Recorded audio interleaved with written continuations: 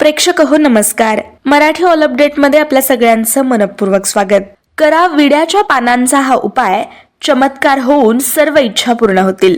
मित्रांनो, आजच्या भागामध्ये आपण विड्याच्या पानाचे अत्यंत साधे सोपे आणि चमत्कारी उपाय पाहणार आहोत. तर सर्वात पहिला उपाय आहे जो आपल्याला मंगळवारी करायचा आहे. लक्षात घ्या, तुम्ही कमीत कमी 7 मंगळवार हा उपाय केला तर निश्चित रूपानं याचे शुभ परिणाम तुम्हाला पाहायला मिळतील. किंवा तुम्ही 1 मंगळवार केला तरीही चालेल. तर मंगळवारच्या दिवशी तुम्हाला हनुमान मंदिरामध्ये बनारसी पान अर्पण करायचं आहे. मात्र ते बनारसी पान अर्पण करताना त्यामध्ये चुना आणि सुपारी यांचा वापर करायचा नाही. आणि मंगळवारी सायंकाळी तुम्हाला मारुतीच्या डाव्या पायापाशी मारुतीच्या मंदिरामध्ये हा बनारसी पानाचा विडा ठेवायचा आहे.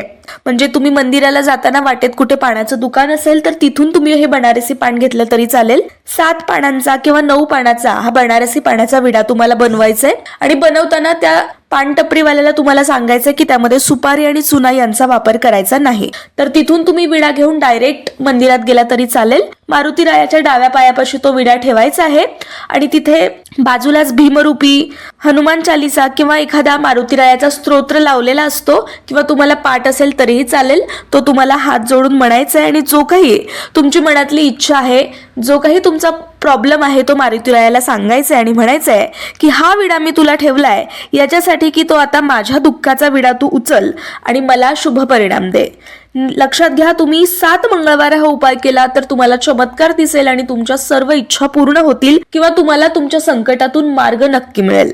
त्यानंतर दुसरा उपाय आहे, जर तुमची कोणतीच कामं पूर्ण होत नसतील, सतत त्यामध्ये अडथळा येत असेल तर हा उपाय नक्की करा. कोणत्याही शुभ कामाला जाताना विड्याचं 1 पान तुम्हाला तुमच्या खिशात ठेवायचं आहे. तुम्ही पुरुष असाल तर खिशात ठेवा, स्त्री असाल तर पर्समध्ये ठेवा.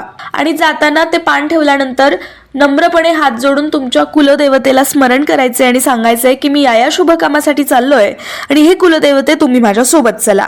जर हा उपाय तुम्ही केला तर निश्चित रूपाने तुमची रखडलेली अर्धवट होणारी कामं देखील पूर्ण होतील.